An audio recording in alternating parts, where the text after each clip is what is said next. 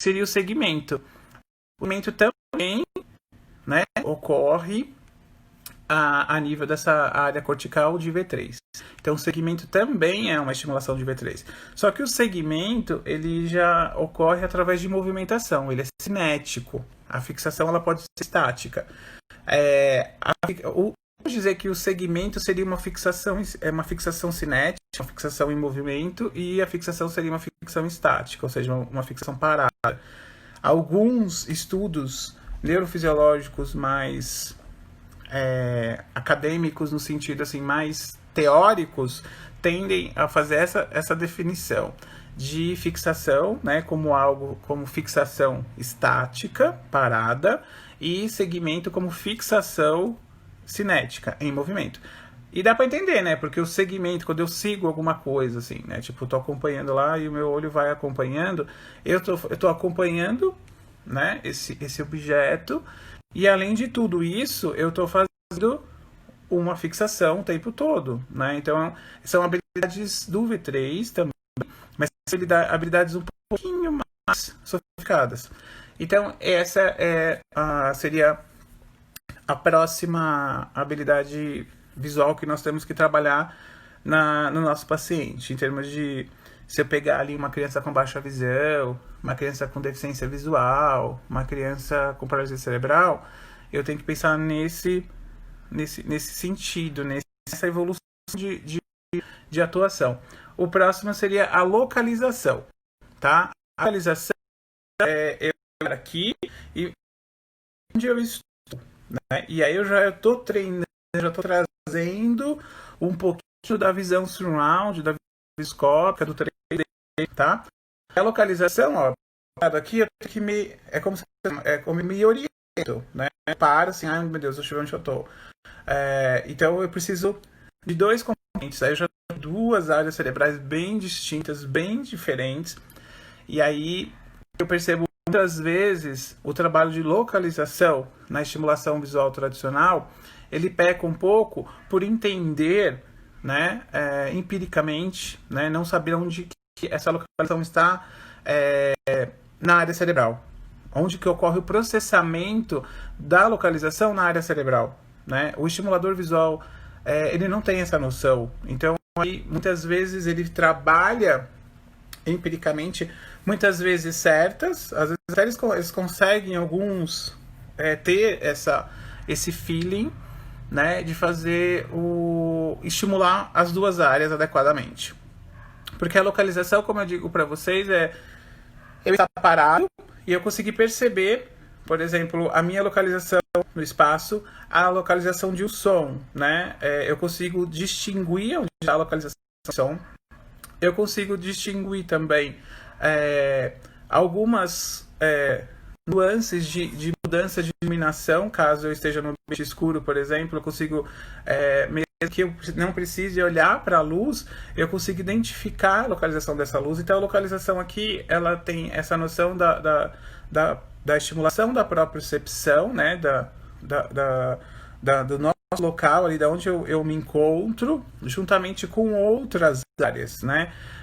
A localização visoespacial baseada no som, a localização visoespacial baseada na luz, na própria visão, questão de sentir o pé no chão, né, para saber se eu estou num ambiente onde tem uma estabilidade ou instabilidade.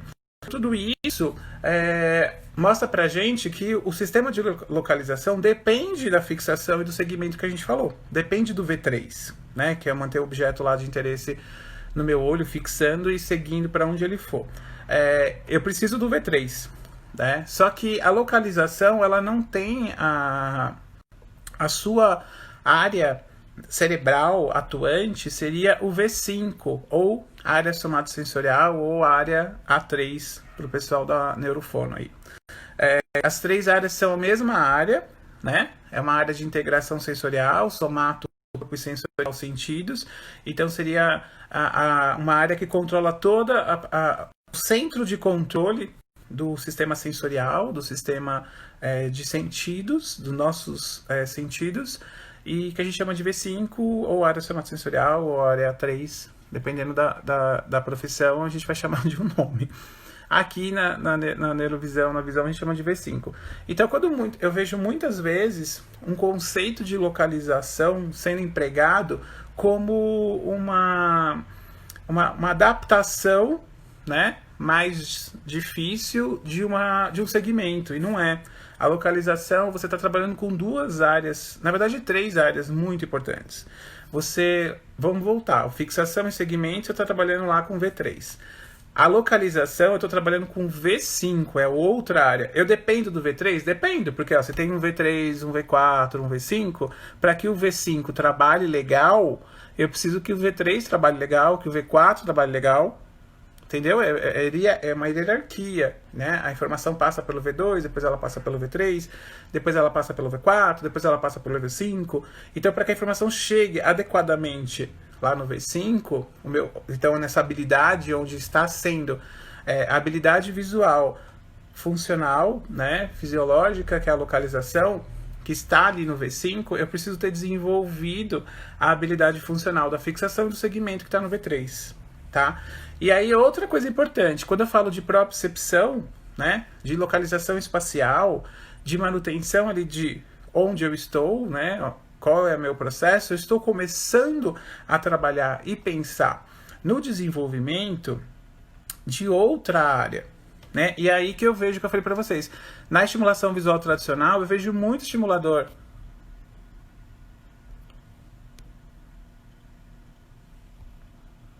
Deu uma travada aqui. Eu vejo muito estimulador pecando quando vai trabalhar localização em achar quais são os erros mais comuns da estimulação, como ela não conhece a parte de saber onde que está ali a origem no cérebro, de considerar a localização como algo de V3, como um segmento, vamos executar estímulos de segmento mais complexos, às vezes com apresentação de estímulos sonoros ou estímulos luminosos em diferentes regiões do campo de atuação. Isso isso não é localização. A localização ela depende de duas áreas, do V5, que é uma integração sensorial que eu posso trazer sim a questão auditiva, a questão olfativa, a questão visual, inclusive, né? E aí eu posso abusar, por exemplo, para trabalhar localização, a estimulação neurosensorial, enriquecimento sensorial. Eu posso usar desses mecanismos para trabalhar a localização, né? Seria muito legal. Mas o que peca muito na estimulação visual é trabalhar essa criança, a localização, somente pensando nesse eixo ali de V5. Vamos imaginar que as pessoas trabalhem na parte de V5. E tem muita gente que empiricamente consegue ir para essa linha. Só que esquece de desenvolver uma outra área. Para eu desenvolver esse conceito de propriocepção, faltou o quê? Faltou eu falar de uma área que controla esse processo. E a área que controla esse processo, a gente chama ali de sistema vestibular e cerebelo. Então, num processo de estimulação visual modulada, nós vamos usar como estímulo para a localização estímulos que vão atuar estimulando na área, no V5, na área sensorial, no sistema vestibular e no sistema cerebelar, tá? Então eu vou precisar trabalhar alguns conceitos de estímulos concomitantes ao mesmo tempo da visão com o sistema vestibular e com o sistema cerebelar, tá? Então é essa a grande dica aí, né, em relação à localização. Porque a localização ela não está presa ao V5. Até agora a gente estava falando de habilidades visuais que se desenvolviam só em uma determinada área, né? E aqui, a galera que é neurovisão até sabe o que eu vou falar, né? Tipo, quando a gente está falando, por exemplo, de fixação, de segmento, né? Eu estou falando ali de V3. A fixação no V3, o segmento no V3. A gente teve uma dessas aulas que a gente trabalhou essas vias, eu indiquei para vocês, a galera que fez paralisia cerebral teve uma aula sobre isso, né? O curso. Então a gente aprofundou um pouco essas questões das vias. Então eu falei que tinha lá a primeira via, a segunda via. Quando eu falo de localização, não só eu saio desse V3, mas eu preciso ter desenvolvido uma fixação boa em um segmento para trabalhar a localização, tá? Então, se o seu paciente tem problema de fixação, de segmento, de localização, numa mesma terapia, você não pode jogar de cara a localização, tá? Por quê? Porque a área visual, neurovisual, que trabalha com a localização, não pode ser estimulada tão bem se você não desenvolveu as antecessoras, no caso o V3, através de fixação e segmento. Se ele tem problema de fixação, segmento e localização, você vai trabalhar primeiro muito a fixação, né? Para depois você trabalhar o segmento, que já seria áreas mais complexas dentro do próprio V3, para depois você extrapolar, né? E aí você extrapola e vai para o V5, trabalhar a localização. E aí a localização, ela não se desenvolve 100%, se não trabalhar com base de entender que essa localização ela tem bases também em outra via, que é a segunda via visual. A gente está falando de primeira via visual o tempo todo, e agora de repente aparece a localização, me trazendo a segunda via e a necessidade de olhar para essa estimulação com um olhar no sistema vestibular e no sistema cerebelar. Então, não trabalharei a localização completa se o paciente não tiver a base bem feita. Ah, professor, mas isso, eu trabalho na estimulação visual há 20 anos, há 30 anos, eu nunca pensei em trabalhar, ou nunca ouvi falar de trabalhar sistema vestibular, cerebelar, e minhas crianças desenvolveram a visão, e minhas crianças estão ótimas, e elas estão adolescentes, e estão maravilhosas, a visão dela desenvolveu. Beleza, a visão desenvolveu, a quantidade de visão. Ela tem visão binocular? Como que está a visão estereoscópica dela? Como que está a localização visoespacial? Como que está as questões posturais dela? Não estão bem. Eu venho recebendo há mais de 5 anos muitas crianças, né, nos últimos anos, que estão adolescentes, que tiveram baixa visão na infância e desenvolveram através de estimulação visual ou de outras técnicas, que não olham a localização como algo que também é de segunda via, ou seja, que eu preciso ter um olhar para o sistema vestibular e o sistema cerebelar. Então, o que acontece? O que a gente percebe? Muitas vezes a visão está ok, mas nós temos microestrabismos, compensação viciosas de cabeça, alterações de coluna cervical, alterações de coluna torácica. Por quê? Porque o corpo, ele está interligado. Se você faz um ajuste na sua cabeça, o seu ombro vai compensar, a sua cintura pélvica também, escapular, o seu joelho e o seu pé. Então vai ficar tudo compensando. Então você começa a descompensar. Existe uma técnica para tratar isso, que é a reeducação visopostural, né? Que é o RVP. Na aula da Denilde, vocês podem ter isso com mais detalhes, que a gente já falou, acho que foi a 3ª ou 4ª aula, que a Denilde veio e trouxe pra gente isso, né? Como fisioterapeuta, e falou pra gente o quanto que é importante. Então, assim, se você faz um trabalho de estimulação visual num paciente que só tem a baixa visão, um trabalho de localização, onde você só focou ali, sei lá, no V5, vamos torcer para que tenha focado no V5, você consegue chegar a um resultado final de uma boa visão? Consegue, de quantidade de visão. É isso que eu sempre falo. Não estou falando que... porque as pessoas, elas interpretam, né, o que a gente fala do jeito que é interessante para elas interpretar, não do jeito que a gente fala. Então, quando eu falo que a estimulação visual não é completa, né, mas ela tem a sua função, porque você melhorou a quantidade de visão, você deu a quantidade de visão, muitas vezes você mudou até o padrão de vida dessa criança, mas você não tem o conhecimento, a noção de que esse dar visão, muitas vezes, depende de ajustes corporais, porque quando você trabalha a localização, numa estimulação visual, você precisa ter o olhar de que a localização ela está sendo controlada em 2 áreas cerebrais. Uma que é da integração sensorial e uma que é o sistema vestibular e postural, o sistema vestíbulo cerebelar. Então, assim, é muito importante isso que eu estou falando, porque é uma das, e a gente vai discutir até o final do curso, que vai surgindo, né? Uma dos grandes poréns. E a estimulação visual modulada, como eu ensino o aluno ali, o aluno que já vem formado de estimulação visual, ele vai ter que aprender a ter um outro olhar sobre algo que ele já sabe. Por exemplo, ele sabe sobre localização, só que a gente vai falar, o que eu vou falar, a frase que eu vou falar vai ficar engraçada. Por exemplo, ele sabe sobre localização, né, de habilidade visual de localização, mas ele não sabe onde essa localização, que é a habilidade visual, está localizada no cérebro.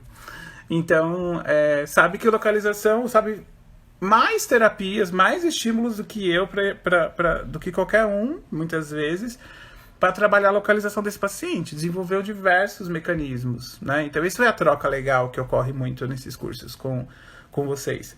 Mas não sabe que a localização depende, né, de estimular outra área sem ser o V5, sem ser a área somatosensorial ou a área de integração sensorial. Depende de sistema vestibular e sistema postural. Então, se você negligencia durante o seu trabalho de estimulação visual, né, o não olhar a localização como algo também de segunda via, de sistema vestibular e sistema cerebelar, você vai criar ajustes nessa criança ao longo do desenvolvimento dela que vão repercutir só lá na adolescência, né? Pode gerar escolioses, pode gerar alterações, posições viciosas de cabeça, alterações oculodentais, de olho e dente, oclusões, né? Então, assim, tem muita coisa, e estrabismos e por aí vai, tá? Então, eu quis pegar um pouquinho mais tempo na localização, porque a localização, para mim, é um dos grandes pontos de habilidade que eu percebo que o não conhecer as áreas visuais no cérebro, o estimulador visual peca, né, na atuação em relação à localização, por exemplo, né? Não tô falando que faz errado, faz incompleto, tá? Então, se eu ensino você a conhecer as habilidades visuais e mostro para você, né, por exemplo, a localização, que ela tem ali onde ela está no cérebro, em duas áreas, em duas estruturas. Você, como estimulador visual, você vai ter que ter consciência de adaptar os estímulos para trabalhar a localização nessa criança através também do sistema vestibular. E é isso que a gente vai fazer. Tornar algo completo. Então, a modulação neural não é só o ajuste do que a Su trouxe, por exemplo, né? Que a Suelen trouxe, de tipo, estimula a estimulação visual, e a gente percebe que precisa de um certo relaxamento também nessas vias. Não é só essa modulação. A modulação neural também ela mostra pra gente a ver quais são os processamentos dessas habilidades no cérebro. A Sônia falou que não trabalha também rígida. Sim, mente, né? Você não tem essa localização com olhar, né? Essa localização cerebral seria uma rigidez de sistema corporal muito importante, que muitas vezes aí pensando inclusive, e aí vamos extrapolar. Eu teria que ver mais coisas das habilidades, mas eu travei aqui na atenção. Que a localização é bem importante. Vamos extrapolar um pouco isso, né? Eu falei para um paciente típico.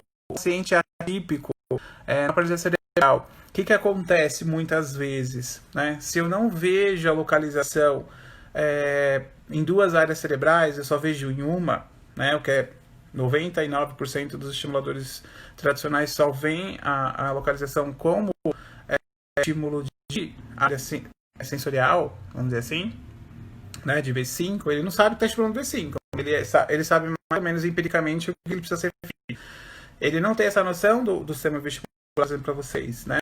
E aí o que acontece? Num paciente atípico, por exemplo, uma criança que não tem controle de tronco, controle cervical, ela vai ter mais dificuldade de ter esse controle. Porque quando eu começo a trabalhar a estimulação visual modulada ou a neurovisão nos meus pacientes, né? E, por exemplo, vamos trazer o relato da Lu, que falou aqui ela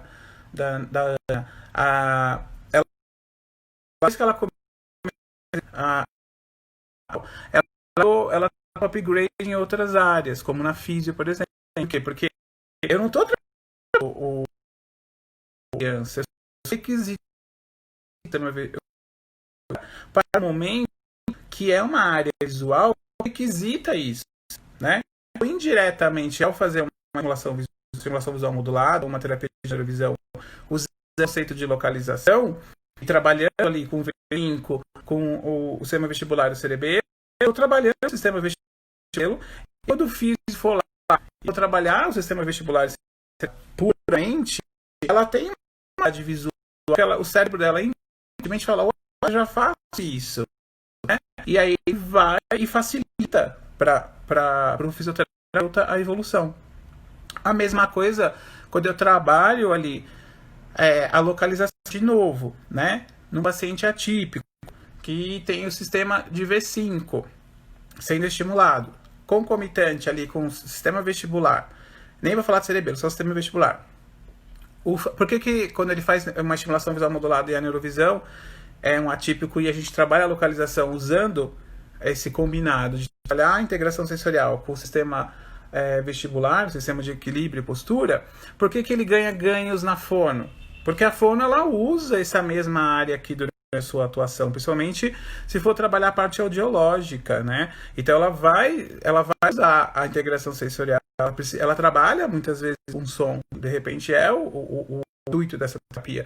E por que também a mesma fono vai ter ganhos, vai ter um upgrade nos seus ganhos quando uma criança começa a fazer uma estimulação visual modulada ou neurovisão? Porque o sistema vestibular é muito importante para a fono, né? Então tá interrelacionado ali com o ouvido interno, com várias estruturas. Então, quando eu trabalho uma estimulação visual, eu não estou fazendo fono, mas eu estou estimulando áreas que a fono também estimula. Então, quando a fono vem fazer o trabalho dela nessa mesma criança, porque o cérebro, 80% dele é visão, né? Se você pudesse chegar para o cérebro de uma criança típica ou atípica e falasse assim, você só vai poder escolher um sistema para sobreviver sensorial, você vai fazer o quê? Você vai escolher a visão e anular todas as outras, porque 80%, ele ia ser esperto, 80% do cérebro é visão.